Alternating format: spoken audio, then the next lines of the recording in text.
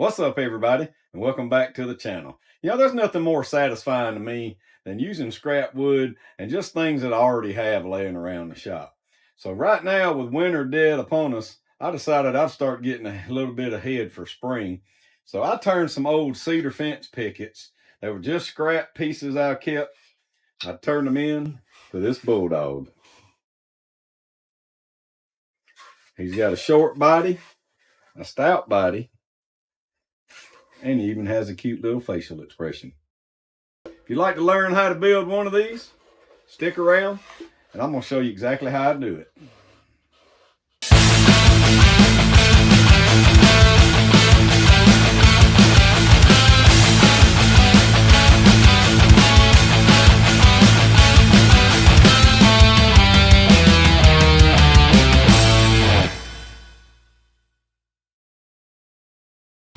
So for starters, I just made a bunch of templates and cutouts on cardboard and then just traced them out on all of my scrap pieces of cedar wood. There is a ton of band sawing going on here, so that's the reason I did a split screen like that with a three-way, because there's so much cutting to do. I know nobody wants to sit through that. But you can also do this with a jigsaw. Like all of my projects I've said in the past, you can do them with a jigsaw, a bandsaw, or just whatever you have. Some of the pieces are a little smaller, so if you do use a jigsaw, be safe and clamp it to the table.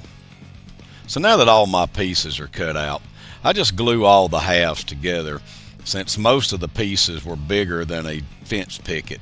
So I just move along, taking my time, and glue them together, try to clean up any squeeze out. So you'll have a head piece, a front of the body piece, a rear piece, and then of course you'll have the box itself. And as always, I'm using Titebond 3 waterproof wood glue. I really like the way it holds up, especially when it's outside for a long period of time. I'm not sure where exactly this planter will be, but in case it is put outside or just from the watering plants in it, I want to make sure that it holds together and doesn't try to come apart after it's been in the sun for a while. So all those pieces were set aside for the glue to dry. I moved on to the facial pieces that I had already primed and just painted every piece white that will be as part of the face. That includes the eyebrows, the chin, the little cheeks, and even the wrinkles that go up on top of the forehead. All are white.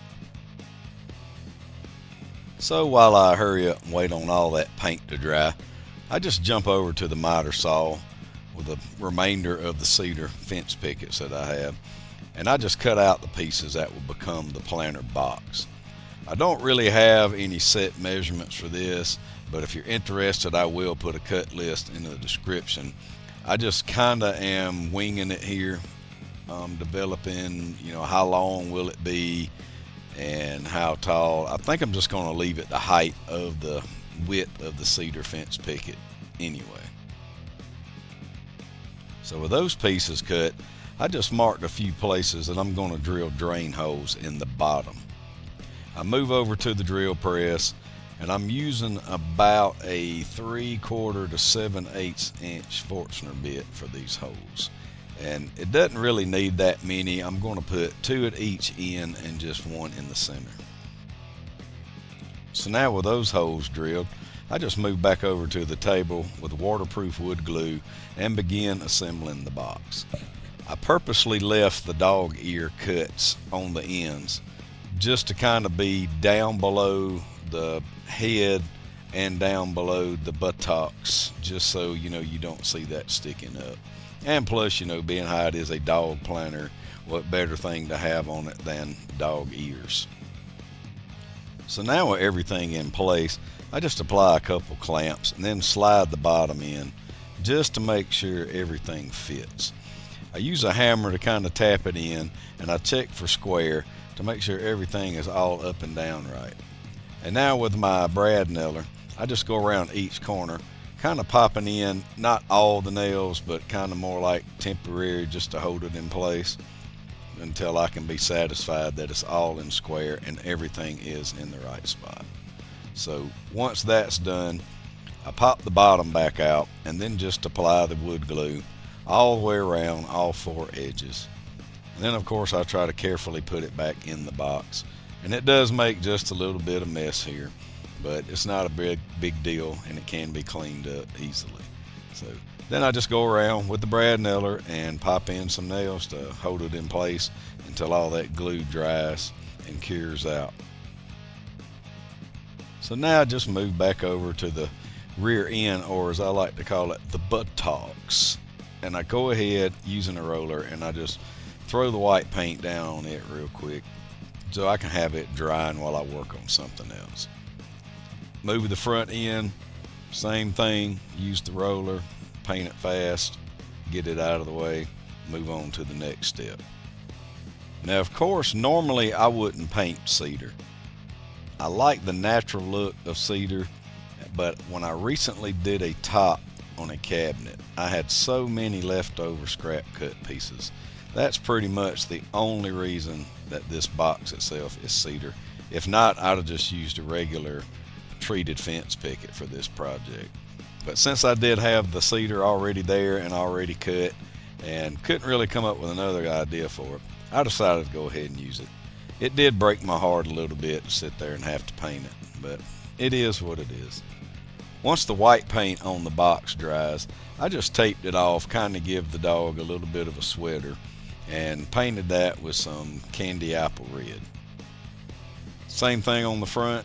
I taped the front off, covering up the ears and covering up the legs, and just went around with the same red paint. So while that red dries, it's time to get back to the face. I drew a couple circles on the face to look like eyes, and I also had glued the nose and part of the jaws and the chin together to make it a lot easier to apply to the face. So I just glue that on to the main part of the face, get it where it needs to be, and mash it down. And then I put some glue on the eyebrows. And the same thing, I kind of center them so the eyes are peeking out right under them, about like a bulldog actually would look in the face. And then I apply the face wrinkles, and there you have it. He's all complete. So what better thing to do now is knock it out with a little bit of brad nails. There seem to be a, no pun intended, staple in my shop, but they help hold everything together till that glue dries, and that's always a big deal, just making sure you get your glue to dry. So now I take the front piece and the face and I apply a lot of wood glue all over the back of the face. Then I flip it over on the front and make sure I got it in line and it looks straight. Not that he wouldn't look cute with his head turned sideways, but I wanted to make sure that he just had that straight on look. And I follow up with a ruler and just check it side to side before driving brad nails into the back. These won't be seen and will be hid by the box. So with that done, I get the box and I apply wood glue to one end of the box, which of course this is white, so this will be the back end of the box. So once I get all the glue spread around, I just set the back of the dog to the table and just set the box on it and try to get it in line as best I can, and then make sure it measures even on both sides before placing brad nails inside to hold it all together. Then I just turn it over and check it and make sure it's good. And I set up a couple rolls of tape and even had to put my ruler on it just to get the box to be level on my bench.